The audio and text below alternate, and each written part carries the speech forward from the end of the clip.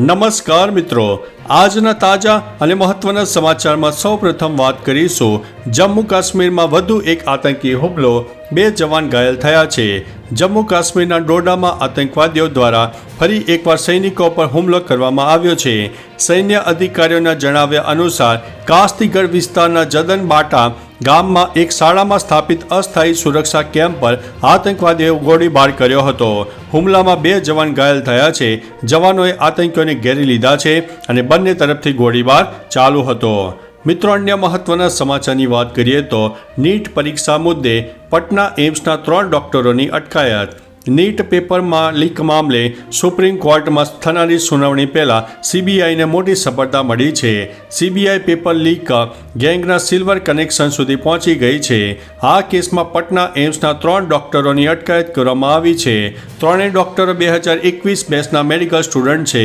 સીબીઆઈએ આ 3 ડોક્ટરોના રૂમને પણ સીલ કરી દીધા છે અને તેના લેપટોપ અને મોબાઈલ ફોન પણ જપ્ત કરવામાં આવ્યા છે। મિત્રો, અન્ય મહત્વના સમાચારની વાત કરીએ તો ચીનના શોપિંગ મોલમાં ભીષણ આગ, 16ના થયા છે મોત। ચીનના જીગોંગ શહેર સ્થિત એક શોપિંગ મોલમાં ભીષણ આગ લાગી હતી। આ દુર્ઘટનામાં 16 લોકોના મોત થયા છે, જ્યારે ઘણા લોકો દાઝી ગયા છે। 14 માળની ઇમારતમાં આગ લાગ્યા બાદ ફાયર બ્રિગેડ સ્થળ પર પહોંચીને 75 લોકોને સુરક્ષિત બહાર કાઢ્યા હતા। આગ લાગવાનું કારણ જાણવા મળ્યું નથી, પરંતુ આગ એટલી ગંભીર હતી કે થોડી જ વારમાં તેણે આખી ઇમારતને લપેટમાં લઈ લીધી હતી। મિત્રો, અન્ય મહત્વના સમાચારની વાત કરીએ તો 7,000 સૈનિકો, 8 ડ્રોન અને હેલિકોપ્ટર વડે આતંકીઓની શોધખોળ। જમ્મુ કાશ્મીરમાં સૈનિકો પર થયેલા આતંકી હુમલા બાદ હવે સૈન્ય ઓપરેશન ચાલવામાં આવી રહ્યું છે। આ સર્ચ ઓપરેશનમાં રાષ્ટ્રીય રાઇફલ્સ અને પોલીસના ખાસ કમાન્ડો છે, જેમની સંખ્યા લગભગ 7,000 છે। આ સિવાય 8 ડ્રોન, હેલિકોપ્ટર અને લગભગ 40 સ્નીફર ડોગની મદદથી આતંકવાદીઓની શોધખોળ ચાલી રહી છે। ડોડા કઠુઆમાં લગભગ 24 આતંકીઓ છુપાયા હોવાના અહેવાલ છે। મિત્રો, અન્ય મહત્વના સમાચારની વાત કરીએ તો ચાંદીપુરાનો ભય, એક સંતાન ગુમાવ્યો તો બીજાની હાલત ગંભીર। ચાંદીપુરા વાયરસે હાહાકાર મચાવ્યો છે। વાયરસનો ખતરો દિવસે દિવસે સતત વધી રહ્યો છે। ગામડાઓમાં માટીના મકાનોમાં આ વાયરસ સૌથી જોવા મળ્યો છે, ત્યારે આ વાયરસની અસરના કારણે હાલ 6 બાળકોના મોત પણ થયા છે। તો એક પિતાએ નાનકડું બાળક ગુમાવ્યું છે, તો તેમણે બીજો દીકરો હાલ ગંભીર હાલતમાં હોવાનું જણાવ્યું છે। તંત્ર દ્વારા લોકોને હાલ સાવચેત રહેવા સૂચના આપી દેવામાં આવી છે। મિત્રો, અન્ય મહત્વના સમાચારની વાત કરીએ તો જગન્નાથ મંદિરનો રત્ન ભંડાર ખોલ્યો। ઓડિશાના પુરીમાં સ્થિત જગન્નાથ મંદિરનો રત્ન ભંડાર ખોલવામાં આવ્યો છે। બોયરું ખોલવાની પ્રક્રિયા સવારે 8 વાગ્યાથી દર્શન પર પ્રતિબંધ મૂકવામાં આવ્યો હતો। અંદરના રૂમમાં કિંમતી વસ્તુઓને અસ્થાયી સ્ટ્રોંગ રૂમમાં ટ્રાન્સફર કરવાની છે। ભારતીય પુરાતત્વ વિભાગે મંદિરના બોયરામાં આવેલું રૂમનું સમારકામ કરવું છે, જેના માટે કિંમતી સામાન ખસેડવો જરૂરી છે। આ બોયરું 46 વર્ષ બાદ સમારકામ માટે ખોલવામાં આવ્યું છે। અન્ય મહત્વના સમાચારની વાત કરીએ તો જાણો ચાંદીપુરા વાયરસથી કેવી રીતે બચવું। હાલ ચાંદીપુરા વાયરસના કારણે 6 બાળકોના જીવ ગયા છે, ત્યારે આ વાયરસ સામે સાવચેતી રાખવા માટે શું કરવું જોઈએ, આવો જાણીએ। સૌપ્રથમ તમારા ઘર અને આજુબાજુની જગ્યાએ સાફ રાખવી, ઉકરડા ગામથી દૂર રાખવા જોઈએ, મચ્છરદાનીમાં ઊંઘવું જોઈએ, પાણી ભરાઈ ન રહે તે સુનિશ્ચિત કરવું જોઈએ, મચ્છર અને માખીનો ઉપદ્રવ ન થાય તેનું ધ્યાન રાખવું જોઈએ। મિત્રો, અન્ય મહત્વના સમાચારની વાત કરીએ તો નાનપણથી ધંધો શીખ્યો, 10 વર્ષની ઉંમરે પરફ્યુમ વેચ્યું। વિવેક ઓબેરોય આજે એક સફળ બિઝનેસમેન છે। તેમણે કહ્યું છે કે બાળપણમાં ઉનાળાની રજાઓમાં મારા પિતા મારા માટે ઇલેક્ટ્રોનિક વસ્તુઓ અને પરફ્યુમ જેવી કેટલીક વસ્તુઓ લાવતા હતા। તેમણે વેચીને જે નફો મળતો તે હું રાખતો। ત્યારે હું માત્ર 10 વર્ષનો હતો। 5 થી 16 વર્ષની ઉંમર સુધી મને બિઝનેસ શીખવવા માટે પપ્પા આ કામ આપતા રહ્યા। 15 વર્ષની ઉંમર પછી મેં પિતાના આશીર્વાદ સિવાય ક્યારેય કંઈ લીધું નથી। મિત્રો, અન્ય મહત્વના સમાચારની વાત કરીએ તો ચાંદીપુરા વાયરસના લક્ષણો અને ઉપાય। ચાંદીપુરા વાયરસ એક RNA પ્રકારનો વાયરસ છે। મોટે ભાગે બાળકો તેનો શિકાર બને છે। ચિંતાજનક બાબત એ છે કે આ વાયરસનો મૃત્યુદર ખૂબ વધારે છે। બાળકોમાં તાવ, ઉલટી, ખેંચ, શ્વાસ લેવામાં તકલીફ જેવા લક્ષણો જોવા મળે છે. ઉપરાંત તાવ સીધો મગજ ઉપર અસર કરે છે. આ વાયરસ મોટે ભાગે માટીની માખી વડે ફેલાય છે. જ્યાં કાચા મકાન હોય છે, ઘરમાં લીપણ હોય ત્યાં આવી માખીનો ઉપદ્રવ થાય છે. એટલે ઘરમાં લીપણ હોય તો તરત ઉખાડી નાખો. મિત્રો, અન્ય મહત્વના સમાચારની વાત કરીએ તો જુઓ, આ છે બાળકોને ભરખી જનાર માખી. ગુજરાતમાં ચાંદીપુરા વાયરસ કેસોમાં દિવસે ને દિવસે સતત વધારો જોવા મળી રહ્યો છે. તંત્ર દ્વારા ગામડાઓમાં સ્ક્રીનિંગ પણ શરૂ કરવામાં આવ્યું છે. ત્યારે હાલ ચાંદીપુરા રોગ જે માખીના કારણે ફેલાય છે તેની તસવીર સામે આવી છે. આ માખી ચાંદીપુરા વાયરસ ફેલાવનાર સેન્ડ ફ્લાય સવાર સાંજ વધુ એક્ટિવ રહે છે. સામાન્ય માખી કરતાં 4 ગણી નાની હોય છે અને સરેરાશ 30 થી 70 ઈંડા મૂકતી હોય છે. મિત્રો, અન્ય મહત્વના સમાચારની વાત કરીએ તો ચાંદીપુરા વાયરસ, વાલીઓ નોંધી લો આ લક્ષણો.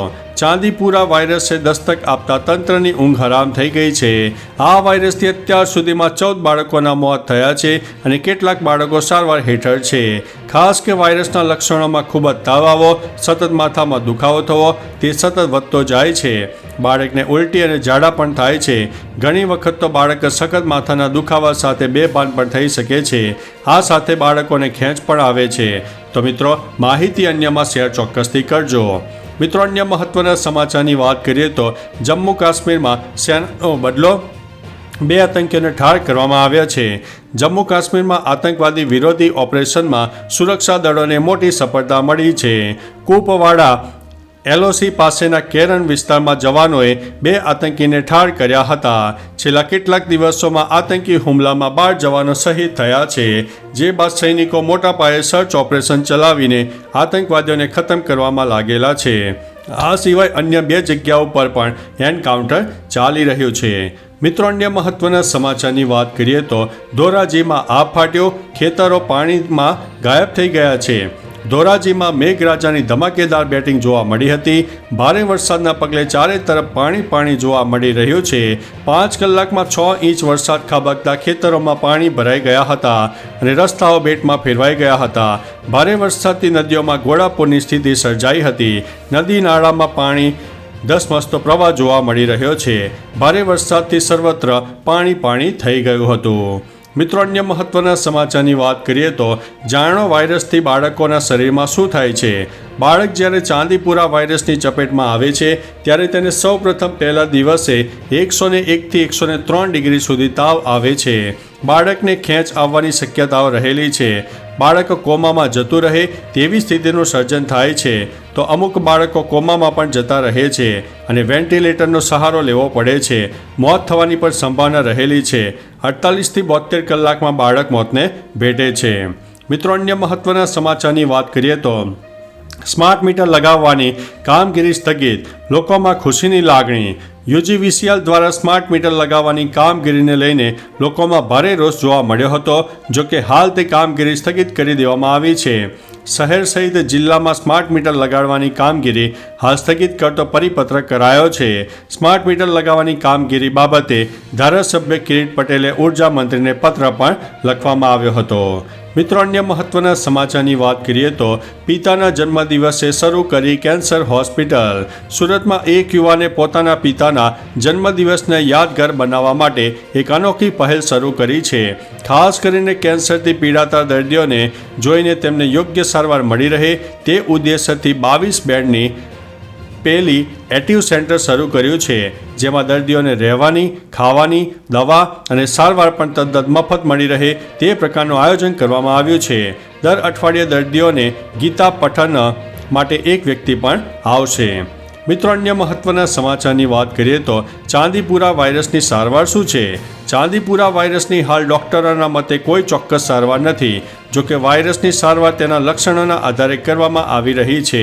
જોકે વાયરસની કઈ રસી પણ હાલ શોધવામાં આવી નથી. અરવલ્લી જિલ્લાના ચીફ હેલ્થ ઓફિસરે જણાવ્યું છે કે અરવલ્લી જિલ્લામાં પહેલો કેસ 3 જુલાઈના રોજ આવ્યો હતો. ભિલોડા તાલુકામાં એક બાળકને તાવ આવતો હોવાથી શામળાજી સામુદાયિક આરોગ્ય કેન્દ્ર પર તેને લાવવામાં આવ્યું હતું. તો ચાલો મિત્રો, ફરીથી દેશ અને દુનિયાના સુપરફાસ્ટ સમાચાર લઈને મળતા રહીશો. ત્યાં સુધી અમને રજા આપશો. નમસ્તે.